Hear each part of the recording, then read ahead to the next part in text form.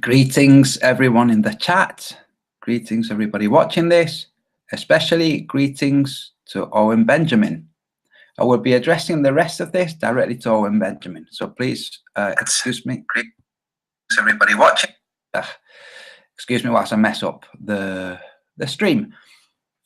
Everybody in the chat, everybody with wrenches, be kind to people who don't have wrenches, and only time out or block if they are outrageously rude. Okay, so I'm going to screen share. This is for you, Owen.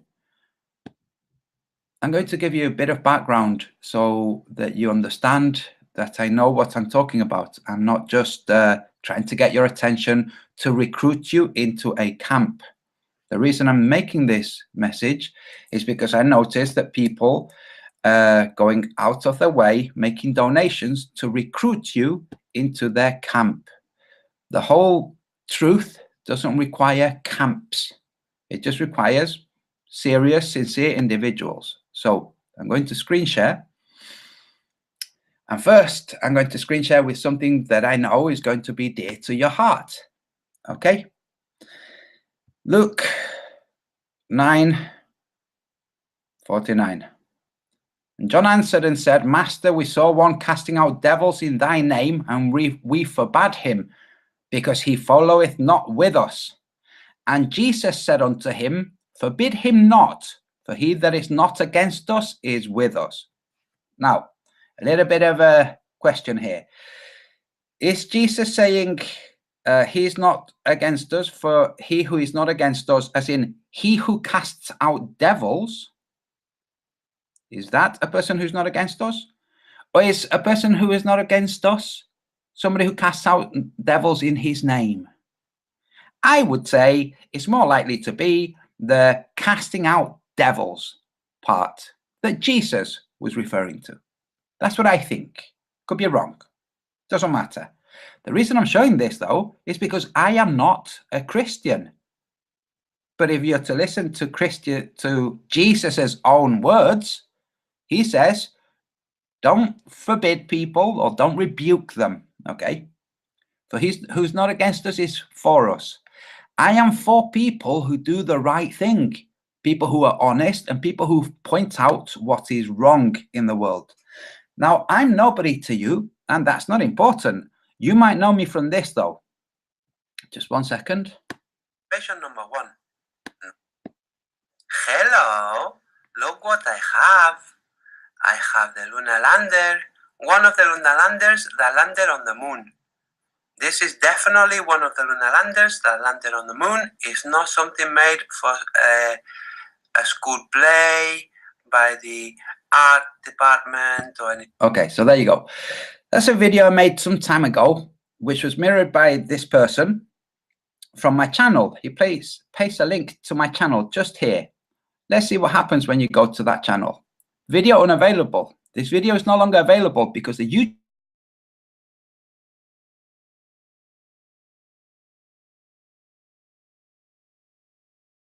account associated with it has been terminated. My channel, so you're seeing this on a new channel. The channel that was terminated had a lot more subscribers and a lot more viewership, but that's by the by. The point is, my channel was terminated because it was showing truth. And you know what that's like, Owen. So this is me with this guy. You'll see. Good evening, one and all. This guy is called Nathan Oakley, the guy with the British teeth. Watch. And welcome to Mechanics of the Fourth Wall. Tonight I'm joined by Antonio Subirats. Do you want to say hello, Antonio? Hello, everybody, and hi, Nathan. How you doing? There you go. That's me. That's just so that you know, so that you understand that I have a background with these people, that I know what I'm talking about. This isn't conjecture. This guy has been trying to get your attention. This guy is a corrupt individual. I know. I worked with him. I have history with him. He is a corrupt individual. I've tried to warn you about him in your chats. Now, This is another corrupt individual. The person you're seeing on your screen is transgender. Now, I'm going to zoom in on the people at the bottom to go through them. This woman on the left, she's just a lost soul. This guy with the headphones is a really good guy who bailed from the whole flat earth after all the nastiness that was going around. Here's Nathan Oakley, the guy with the British teeth. Here's Mark Sargent. This is David Wise, deep inside the rabbit hole. And just here is me. Okay, now I'm going to play a little bit of this just so that you see the kind of stuff that I was doing back then. Okay, this would be referred to as the potato crew, something that I'm not involved in, but just. So we went out. Oh, yeah, just so you know. In this hangout, I was discussing how it's important to move, to stay active, to do physical things. I mentioned this because you mentioned it just recently. You see, I was saying the same thing. Yeah, birds of a feather kind of stuff. So just a couple of seconds from this. Stephen Chess has a. I just mentioned a guy called Stephen Chess. I'm going to show you Stephen Chess in a second. Those yoga balls, you know, the inflatable balls, really good for your core. I thought that would be a good idea. We've got one of these elastic bands. So, as you see, they're quite good. So I was joking, just messing up, but I was serious about it being fit. So that's just a joke, you know. It's just you know, jokes, right? So this is Stephen Chess. I'm going to play a few seconds of this. This guy over on the right, okay. The one on the left is Jaron Campanella. I'm not going to talk about him. I'm talking about this guy, okay, on the right. I'm going to play. What you're going to see is motion in the background, but no motion whatsoever in this face, okay. This is a frozen in this is not, this guy's broken, and I'm going to highlight this in a second. Okay, so I'm going to hit play. See the lack of blinking, the lack of any kind of micro expression in the map, nothing, just frozen. Okay, so that's Stephen Chess.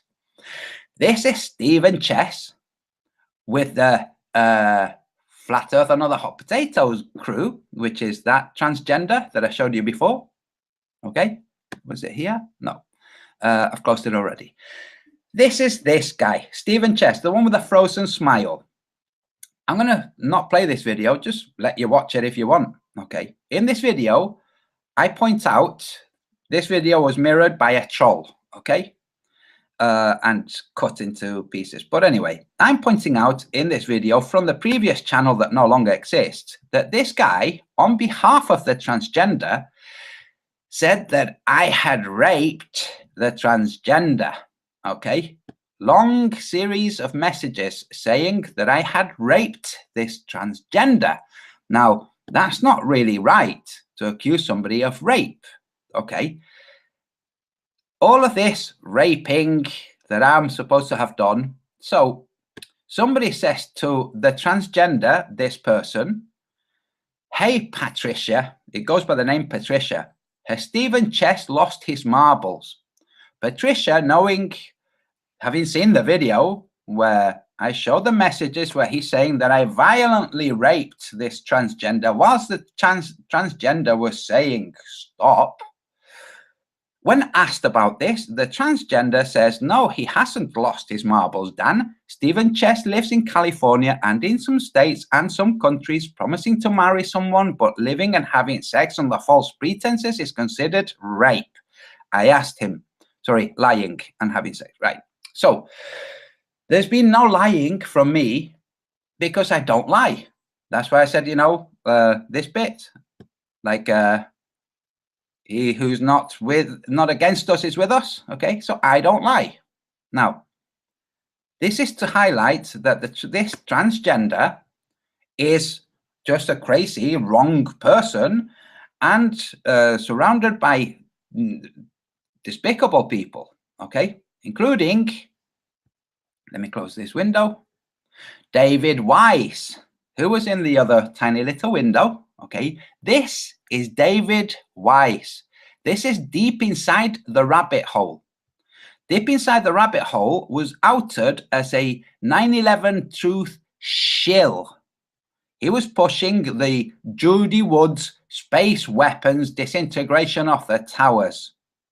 Whenever I pointed out, because I was on a lot of hangouts with this dude and the transgender, whenever I tried to bring up Dmitry Kalesov, who's the only person that actually gives the truth about the demolition of the towers on 9/11, this dude would interrupt and talk about this Judy Woods shill. Okay, so the reason I'm showing this is that this guy deep inside the rabbit hole has been going out of his way to get your attention, to recruit you into his camp. He will play the role of a Christian for you, even though he's Jewish. He will play whatever role is necessary for you to be hoodwinked into his clan. Now, the reason I say this is I'm pretty sure you would see through this anyway, but who knows? You're an honest, sincere guy, and you're going to meet the world as honest, sincere people like I do, which is why I was hoodwinked into that crowd. Okay? That's just how we are. You discussed that in your most recent hangout. We trust until we see, well, that was wrong. But don't take my word for it when I say that this is an agent, okay? Listen to these guys. This is Dell. This is not an agent. This is an angry Scot. It's an angry Scottish man, which in Britain is a bit of a stereotype for the Scottish man. But, you know, there sometimes are reasons to be angry. Now, he annoys the hell out of me because he's so consistently angry, but he's a good dude. Now, don't pay any attention, disregard everything else that I've said about those clowns. Deep inside the rabbit hole, that's David Wise and Mark Sargent, who was in that chat, and Steer and Oakley. Disregard what I've said. Listen to this guy instead. And I play this because I know that the guy who's going to speak next, if you're already in contact with him, if you ask him, he'll say, yeah, Antonio's right. What he's saying is true.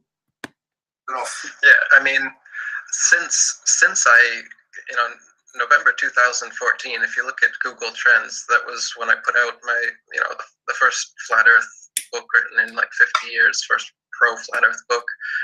And my Flat Earth conspiracy documentary and all my interviews started. And shortly after that is when I would say the controlled rollout started. I mean, I'm not... The controlled rollout. Steer, Sargent, Weiss, Oakley. Those guys. The rest are patsies mainly. Okay. Eric Dubay is talking about the controlled rollout, which is to divert the pursuit of truth into various different channels, avenues, rabbit holes. Okay, so this is Eric Dubay saying it. I've been looking into Flat Earth for years before that. My awakening was rather slow. Eric just said his awakening was rather slow. No wonder. There was nobody talking about Flat Earth when Eric Dubay was looking into it. So no wonder it was slow. Now, Owen Benjamin, you've come along. This a plethora of stuff, all kinds of flavors and colors and shapes. You've got more than you can deal with, flat earthness. But when this dude was looking into it, there was nothing. Nothing. There was one other guy talking about it, a comedian, that this guy took a video of and made it into a documentary type thing. No, sorry, not documentary, into a comedy special. Now, unfortunately, that comedian took a huff with this guy promoting his stuff. And anyway, that kind of video is difficult to find now. But this dude, he's saying what's true. Why would it be slow for him? Because there was nothing there. Now there's lots of stuff, including lots of agents and distractors. But let's listen some more. I have posted about it since, like I said, in 2008, I had Charles Johnson in my first book. In 2009, I sent a message to Alex Jones. I sent him Robotham's book even, which prompted him to call me a flat earther, even though I wasn't at the time. So anyway, the word psyop or controlled rollout, I somewhat have a problem with it, because I really do feel that it was. This is an answer to Dell, the Angry Scots, saying to him, I've had the feeling that there was an element of control rollout to this.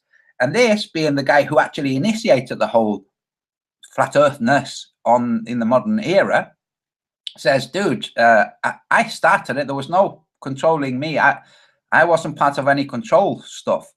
But what Dell is saying is, within all of this flat earthness, there's an element of control. There's a control rollout, like slow it down, David Weiss, Mark Sargent. Talk about frisbees and snow globes. Just slow it down. That's what Dell is saying. You know, a controlled rollout or a psyop, because the real kind of genuine grassroots explosion that happened at that time came from myself and other, you know, IFers and other genuine people at the time. And then shortly after that, that's when I would absolutely agree that, like you said, these kind of actors, they're like, I mean, money grubbers, actors, I don't know what to call them. Transgenders. Fake plastic people who clearly don't have truth, and exposing the truth and helping humanity as their first goal, but rather, like I said, money or some other you know, ends that they're working to. That they're working towards. Now, that's it. That's David Weiss, who's trying to control you. Okay, but never mind.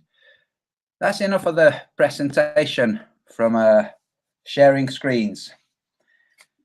The distraction is about talking and about looking in different directions rather than actually stopping and thinking and looking at truth and finding truth. This is the shape of the Earth. This map is not distorted. This is not an AE projection. This is the shape of the Earth. You can use this for measurements. I drew this myself. I'm an artist. I try comedy too, but I'm just not that good at it. Anyway, if you project circles on this, it doesn't match.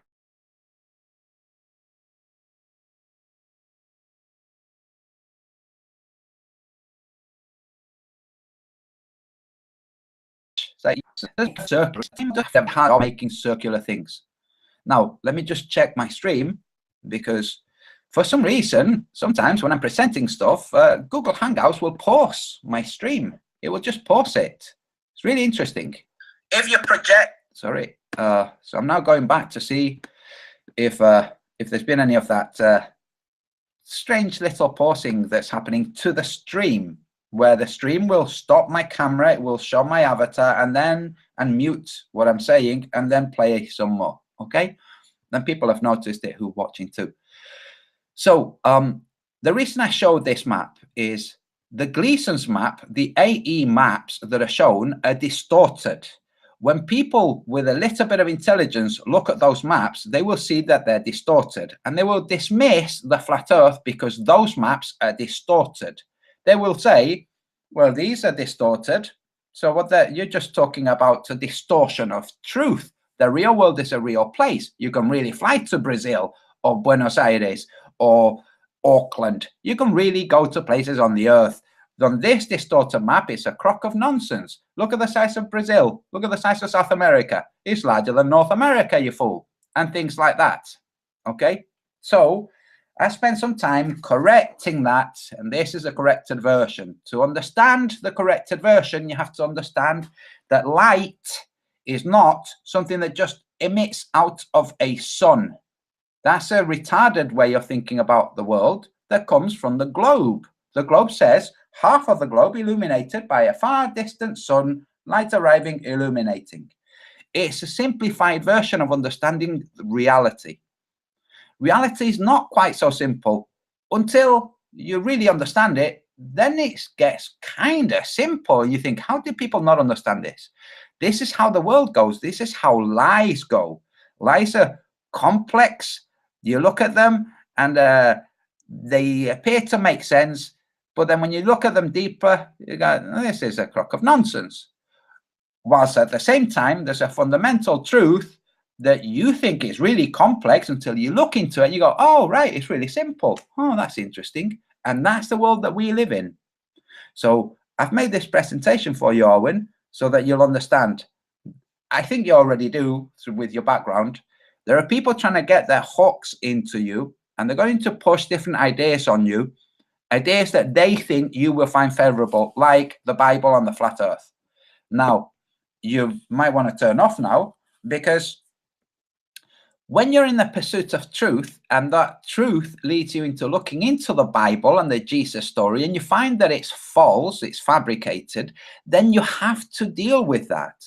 Now, you're a truther. You consider yourself a truth finder, or somebody who is interested in the truth. Sooner or later, you will get there. And unless you have a different way of looking at the world without the Jesus prism, you're going to suffer. Now, there's a simple way of shifting from the Jesus prism to truth, kindness, and good without the Jesus prism. And that's just using truth, kindness, and good as your prism. It's really simple. That's why those who are not against us are with us. That's why I showed that. It's simple. The manipulation, and let's just bear this in mind. When you believed in the globe, when you were made to believe in the globe, it's also the time you were made to believe in Jesus. So that's it, dude. That's my presentation for you. Now I'm going to go on and speak to the rest of the people who are watching this. So good luck, mate. That's it, guys. That was my little piece for Owen Benjamin. Now I'm looking in the chat, see what's going on. Oh, yes, I'm going to go through the map a little bit more. Okay. Yeah, sorry, I'm just looking in the chat.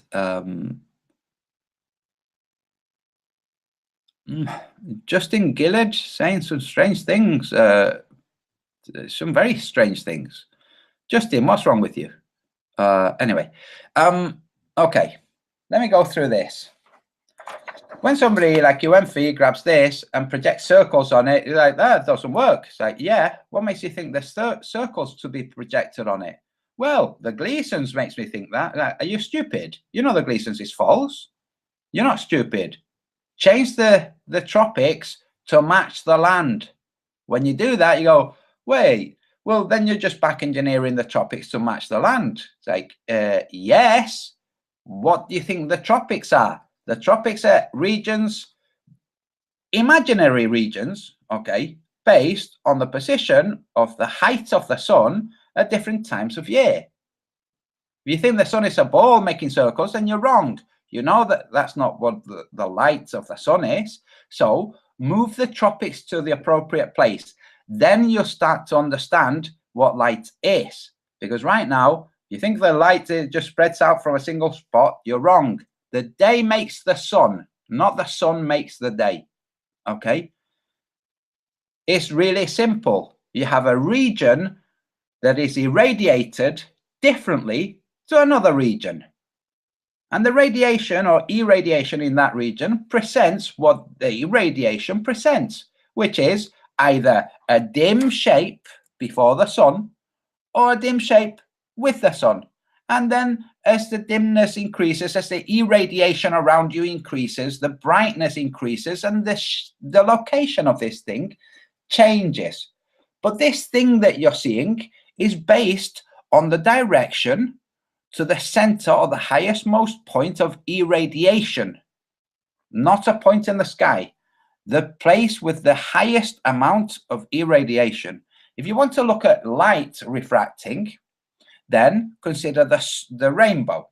The rainbow is the point where the light is refracting the most, or diffracting the most.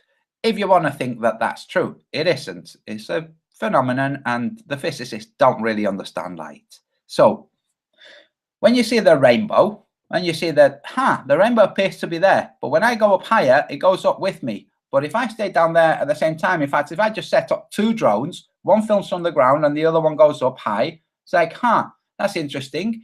It's almost as if the one that's going up higher is going deeper into a more intense field, and the more intense field is presenting a larger, more circular rainbow. while simultaneously the one on the ground is presenting what it was presenting all along, just an arc. That's interesting. It's almost as if the one that's going up is changing the frequency in which it is, which happens to be exactly what's going on. Not only is the frequency of the static charge above us greater, but the voltage, the actual electrical charge, is greater too. So what is the sun? It is a holoprismatic glare caused by the nexus of field lines whilst we're looking at the point with the highest intensity. When that point is distant and low, when we're only within the reach of that point, we don't see sun, we see bluish sky. And then as it increases, bunk, then we have that frequency. Kind of simple when you understand it. So back to this map. What about the longitudes, Antonio? The longitudes don't work on this map like on the Gleasons. Like, that's right, because the longitudes aren't straight. Who says it's straight? Well, the Gleasons. Well, then you're a moron. The longitudes, how the light of the day moves around this shape, is not a regimented straight line. The Gleasons is wrong in not just saying this is the shape for June and this is the shape for December. It's wrong altogether, the Gleasons. It is wrong altogether. Now, when you meet the longitudes to correspond with the land, and the land is based on its corresponding association or relationship, as in, where is South America from North America? If you're to travel down from Miami to Quito, which way do you travel? If you travel from, if you travel from Denver Airport to Hawaii, which way do you travel? We've seen Wolfie's video. We can trace where he travels on this map and then on to Auckland. Okay, but if you think that the longitudes are just straight lines, you're thinking in a stupid way. Nature doesn't make these straight lines, and nature also doesn't make these perfect circles. The times when it makes almost perfect spheres are singular times. That's why pearls are valuable. Okay, they don't happen, it doesn't happen ordinarily. And nature doesn't make a template and just continue that same template, apart from bees when they make their honeycombs, but that template is not circular. So there you go. I hope you enjoyed that. I'm now going to look in the chat, see what's going on.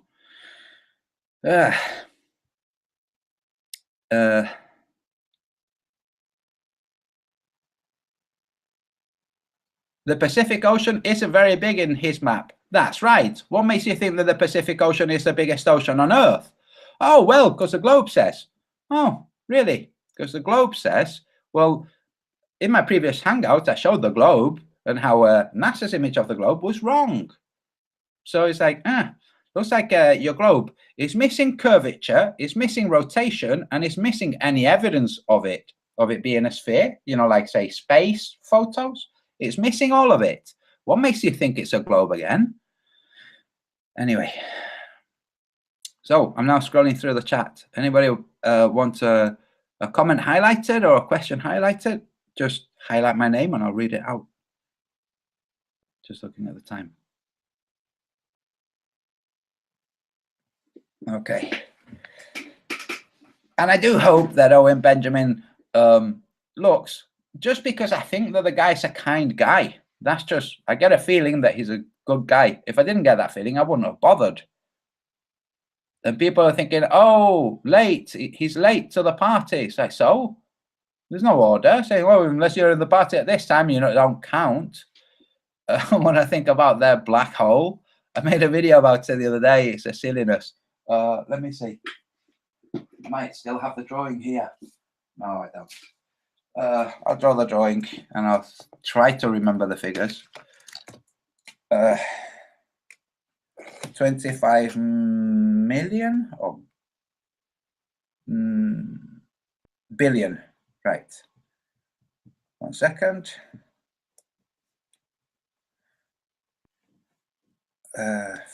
55 million, or could be billion, doesn't matter because none of it's true. Light years. And Earth. Journey of Earth over 2 years. Okay, so here you are. Here's a black hole. Oops.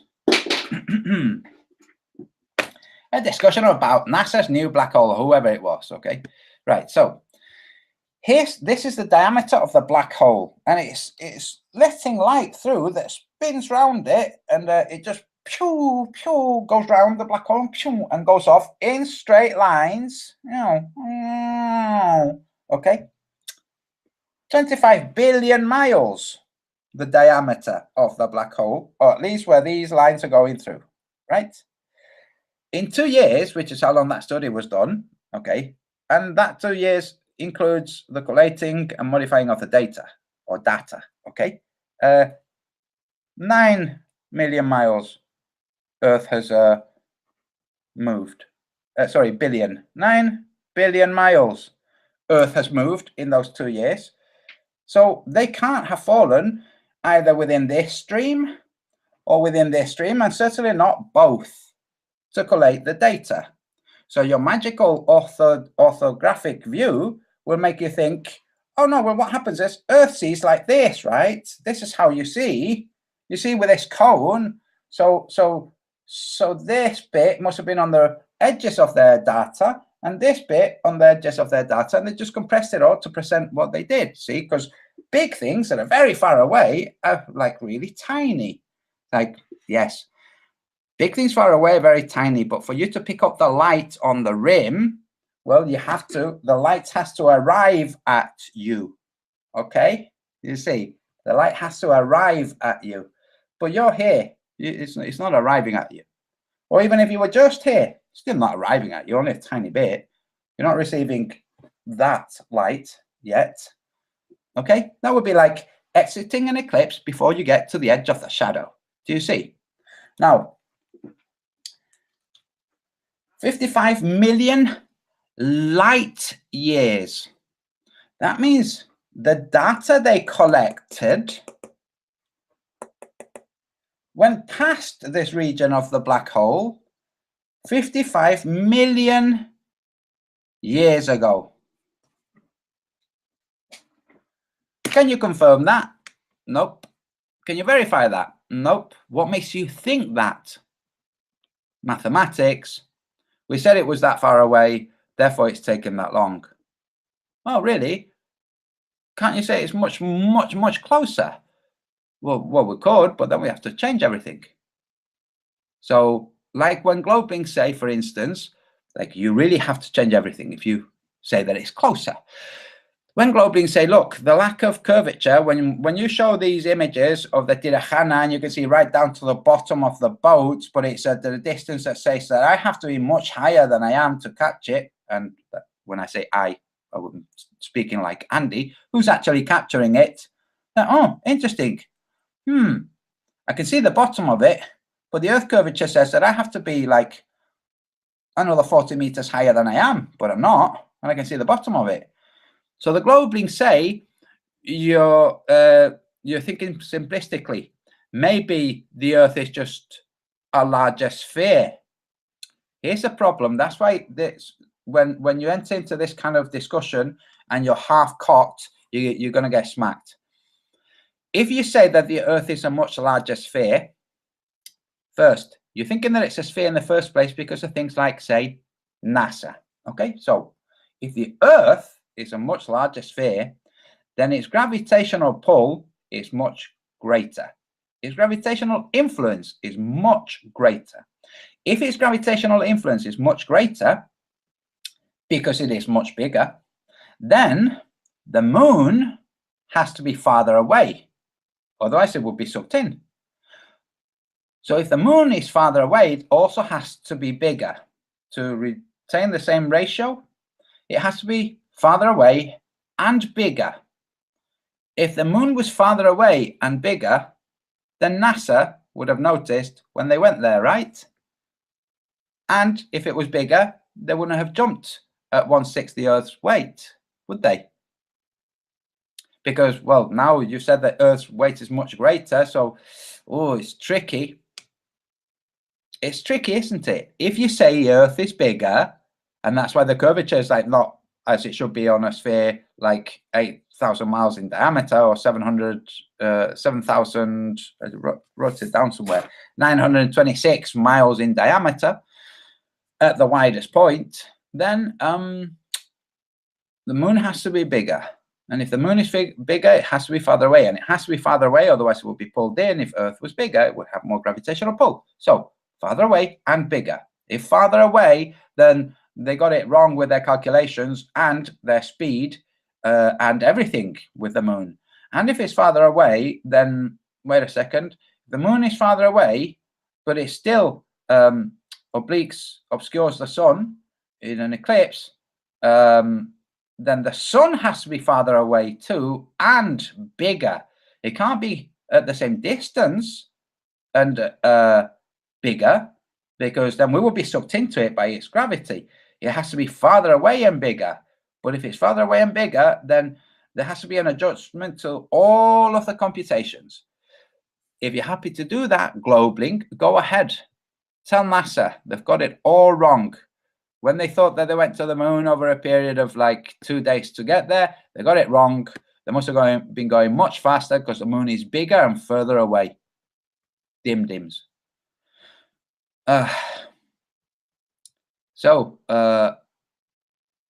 Justin Gillard, dude, why are you wasting your time here? I'm going to address you, but that's the last time I address you, because I'm gonna kick you out. You're doing a lot of time wasting and distorting. Okay, so he says, if I can't understand something, it must be made up by NASA.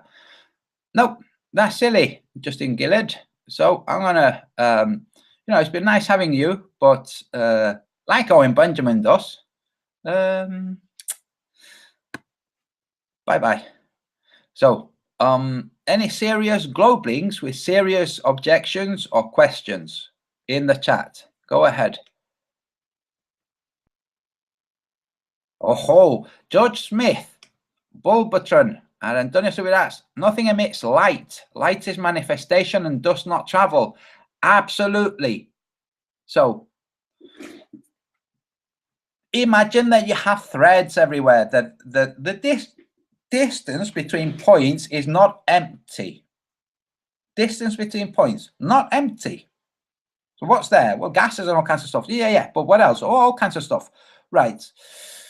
Could it be lines that are like linked? Even according to quantum mechanics, that's what's going on. Oh, okay, but let's not look at the gibberishy side of quantum mechanics. Let's look at the more serious side, like the string theory. Oh, okay, so strings, everything linked by strings. So what happens when you pluck a string on a guitar? It goes dung or whatever. Okay, great. Now imagine if plucking the string made it light. What would it do? Oh, it will become light. Does it travel from here to here? No. Does the wave of vibration travel? No. The wave of vibration doesn't travel either. All of the string, changes its tension, boom, and vibrates this way. Can you see? This way. What happens when you vibrate this way very quickly? Well, you create things like what? Like light. That's what, like what?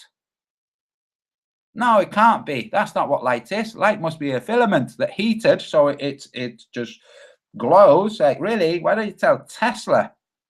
Tell Tesla that those fluorescent lights aren't going to work by just sending a pulse from here to here and lighting the gas. Tell him that doesn't work. Never mind the videos of the actual threads energizing. Never mind those videos. No. It's not that. It's what the physicists say. It's waves. Now, really, so when you put a weight through a slit, it through two slits, it diverts. Whoa, like that. Okay. Why does it divert also like this? There's no horizontal slits to make it interfere vertically, but it does. Well, we can just blur those images. That way people won't figure it out, see? Right, so any serious questions from Globe Links? I'm waiting. I was going to read, I just saw a comment by Joe Smith. The smartest man who walked the earth, Tesla, claimed there is an ether. That's right, there is an ether. So did Wilhelm Reich claim that there was an ether, but kill him in prison. Oh, okay. 5 doors, rope theory, and Antonio Subirats. Well, filament theory. There you go. Me, pum. There you go. Filament theory. But isn't that just hijacking string theory? Well, kind of, yeah. But some of your strings are entangled, aren't they? Well, they have to be. Why? They're not physical. Globe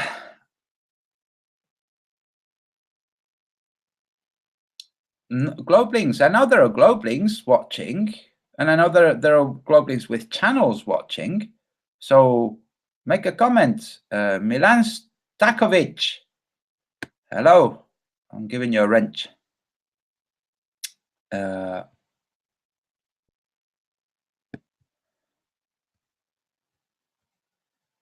Jabawonga wrote something. I'm reading it. Oh, that was worth writing. Magnetic portals connect Earth to the sun. Magnetic portals. No, they don't, because the sun is not a thing that can be connected to like that. But I'm going to open it up, look at it quickly. Let's have a look. The sun is merely a glare, guys. It's not something that can be connected to.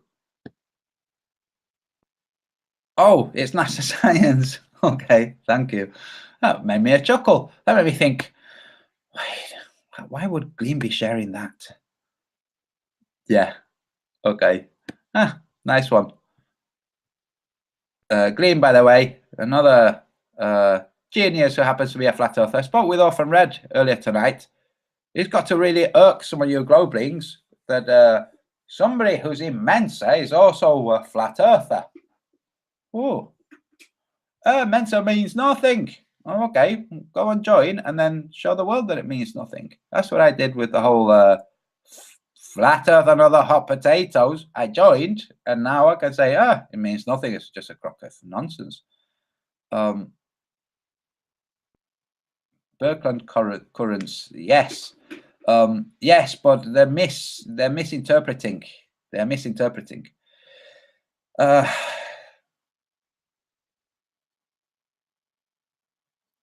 Let's posit something. Hopefully, Red, have you been sitting there waiting for me to mention you? Right. So, let's just play thinking. Okay, like physicists do, because this is what physicists do. They have a phenomenon. They don't know what it is, and they go, what could it be? And they think of what it could be. So we live on a surface, right? What's above us? You can't say nothing, because nothing is literally impossible. So what is it? Well, the most we can say is it's charged and black, manifests lights at a point distant from that blackness. So you've got blackness, distance, stars manifesting, visible from the surface. Oh, interesting. Can see them from here, here, here, here. Nope, no more. Can't see them anymore. Well, that's interesting. It's an interesting phenomenon. That what? Something that has an entanglement with Earth through stars. Wait a minute, that's making astrology seem kind of legit. But that wasn't the question. What's above us? Well, whatever it is black. Seems kind of fluidy, but we don't really know because, well, how would we know? We'd have to dip something in there and see if it comes out wet. And don't know really. Well, what's underneath us? Well, there's definitely more ground. And then there seems to be like more water. There seems to be kind of like in the Lord of the Rings where Gandalf falls with a Balrog. big openings with water underneath. Maybe there's just more depth and more density, perhaps. Maybe it gets to a point where it's just like black. Maybe it's like black and maybe wettish, I don't know. But maybe then under that there's like, oh, there's more like space that you could fall down, and then, oh look, there's like more like earth type places. Who knows? It's all just thinking, but it's all available for people to think about. In the old days, people did exactly that, and then they made religions like the Asgardians, you know. Oh, different layers, and who knows? But the point is, you can think about it. But the truth is, you can just oh, George Smith is writing something. Yes. Today's theoretical physicists are not physicists, but talented writers of science fiction. They are. I mean, the link between science fiction and theoretical physics is so close. Like, oh, that's interesting. And then there's science fiction and reality. Now, because there's science fiction and reality, like, say, Philip K. Dick, very few science fiction writers who predicted the future, the hijackers of truth go, right, well, science fiction writers, some of them seem to guess right about the future. Why don't we say that these science fiction writers guess right about the future too? And satellites are possible, and going to the moon is, but yeah, that we'll do that. Yeah, hey presto, done. These rules is questioning whether they're talented. Yes. So I'm still waiting for Globelings. Globelings, if you have a question for me or an objection, then write my name. Antonio Subirats will highlight my name and I'll read it out. I'm not seeing anything.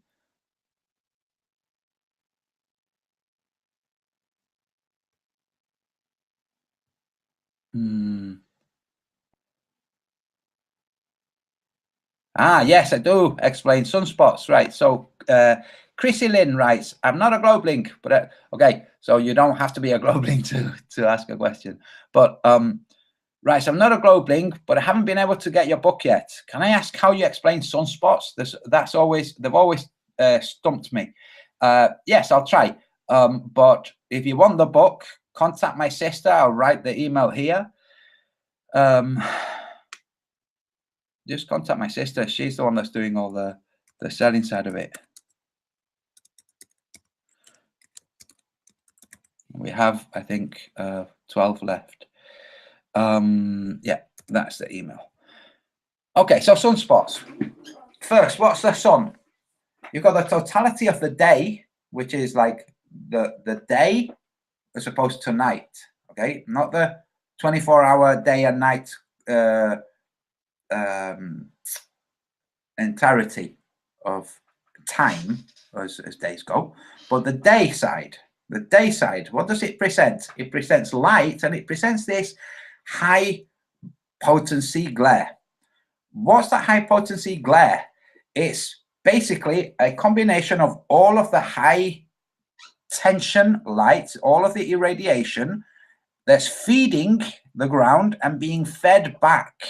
Okay, so all of this makes its way indexically to what you see as the sun. And that sun has all of the information, both downwards as upwards. As you see with the eclipse, when the eclipse goes through tree branches, every single break between the tree branches has the eclipse. Okay, it's the same the other way back. So the light sends down information and receives information. It's vibrating threads. Okay, where those vibrating threads are sending information, but what's going back presents a black spot in the sun, in what we call the sun. That's because the information that's going back is information of a different modulation altogether. It's not just sending and receiving light, it's sending and receiving something else. It could be consciousness, it could be leftover static charge, it could be, who knows? Physicists certainly don't. But That's what the black spots are. So here's an example. When you have the black spot in the sun, you have the sun come up and you have a black spot over there at the 9 o'clock position. When you're looking at the sun at the 9 o'clock position, that way is Australia, and there's a black spot in that region of the sun. And as the sun goes over you, it changes, and now that black spot, that sunspot, is at the 12 o'clock, and now that black spot is it's changed. I've lost track of where it was. At the changed. Okay, it's wheeled across the sky like the sunspots do. It's because that sunspot is basically still being affected by the same region, which was Australia, which was in that direction at first, but then in that direction, and then in that direction. So that vortex of energy that it's receiving from Australia, it's not just from Australia, it's from Australia and from the regions south of Australia and south of New Zealand, where some people think, oh, that's the South Pole. It's like, no, that's just a meeting point of the field lines that make part of the North Pole. Okay, there's only North Pole. There's only North Pole. There's no South Pole. So that's what the sunspots are. When they go, there's a change in the conditions. So the static charge that's usually present in the Earth, it's not quite so present. Like, where are those static charges you used to get from door handles and cars and things? It's not like people started grounding things differently. In fact, the reason that you were getting sparks you were grounding whatever it was that you were touching. Where are the incredible lightning storms we used to get? Not there anymore. Bizarre new weather, though, that's for sure. But the lightning storms, where are they? So that's what happens. So those are the sunspots. The sunspots is energy from the Earth that's going back to the sky, to the entirety of the sky. It's not to the sun, okay? It goes back to the entirety of the sky, and the entirety of the sky is what we see as the sun. Anyway, there you go.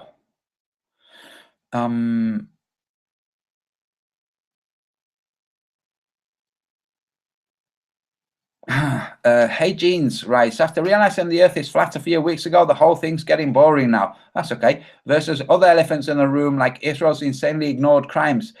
Hey Jeans, great. Pay attention to what you want to pay attention to. Nobody forces you to pay attention to anything, do they? Apart from people who are forcing you to pay attention to Israel's heinous crimes. Oh dear. Israel, just evil, altogether evil. Okay, really? Should we look a bit closer? What do you think the moon is and its craters? Why do some seem hexagonal? Is there similar exchange going on?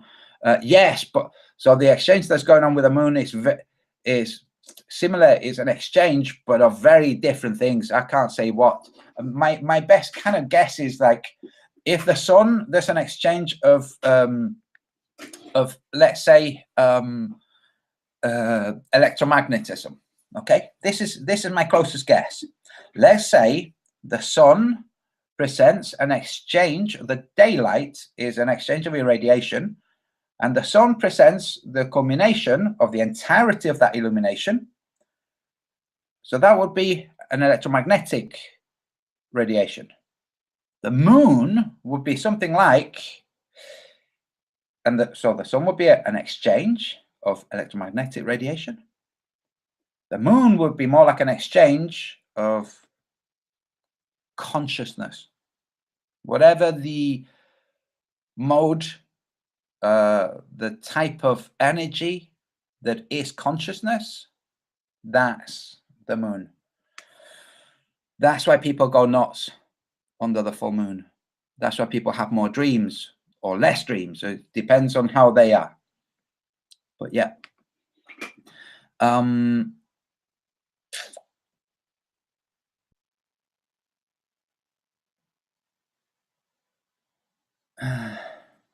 It's okay. Antonio, how do you know Patricia is trans? Degenerate gambler. Great question. Antonio, how do you know Patricia is trans? Because I saw the post-op region. You know, the hole where the penis used to be and the root. So the penis is taken out and the leftover flesh, that flappy flap, okay, is inverted and stitched inside. That's how. Yeah, the sun will not explode. Absolutely. Stephen Steen, yes. It's not difficult to trigger the globelings. Good on you, by the way. It's so simple. If you take your video and you pair it with the slinky, yeah, and you say to the globelings, like, there you go. You can't explain the slinky, and they don't. They can't explain it, so they don't. They explain the opposite, which is a spring, which is the opposite of a slinky. A slinky wants to be together. A string wants to remain separate. So they take a string and they hit it with a paddle, and as the waves propagate, then it moves, and they say, well, see that? Well, that, but reverse. Like, yes, but see that paddle, and you hit it, yeah? Gravity's got nothing to do with any of that. So why don't you hold the thing vertical, your spring? Why don't you hit it then vertically and see what happens to the spring? You know, I don't know. I don't get the appearance of the moon looks solid. Adrian Franzenek. Okay. The moon is a mysterious thing, guys. Personally, I think the moon is a dead sun. And I think that there are other dead suns up there that create the eclipses. That's what I think. A scar over the land that used to have a different sun doing a different circle. When the voltages, when the voltages combine and describe a wider circle, they're still the remnant of what was the smaller circle, or the smaller purview, the smaller reign of the sun. They're still that. But now the potency is higher, it's transmitting right through it. And only when this point, which is again indexical, it's not at a location in the sky, only when the two cross and you get the shadow, do we see it. But the rest of the time, I think that the moon is one of those things. I think it's one of the dead suns that was caused to flip its energy. So instead of down causing up, it would be up causing down. That's what I think, but you know, that's just guessing.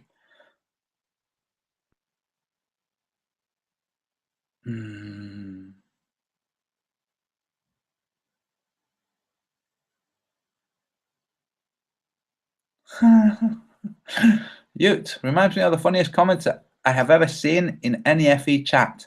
Mind you don't slice off your inverted penis while sitting on that fence you're sat on. Seen in Johnny Murdoch's chat. Yeah, that's funny. That's cool. Right, guys, that's it. I'm quitting. I'm fatigued. So I'm quitting. I'm going to watch some comedy or something. All right, latest all. I hope you enjoyed this. Go back to the start where I'm addressing Owen Benjamin. If you've come into this late, really, I think you'll enjoy it. All right. Wait, one last thing. Chrissy Lynn, have you looked into electric universe theory? Yes, I have. It seems that there are some similarities, and both your theories and theirs make more sense than most. Absolutely. Chrissy Lynn, I think when the electric universe guys really understand the flatness, I think those are the guys, because they're physicists, those are the guys that are going to put all the nuts and bolts properly together. Like, really, it's going to be physicists. It's not going to be artists and philosophers. It's going to be physicists that put it together, but it's not going to be fantastical astrophysicists. It's going to be geophysicists and experimental physicists, real physicists. Thanks for the question. I enjoyed that. Right, that's it, guys. Thank you very much, everyone. Now to the Israel haters, Leitraut.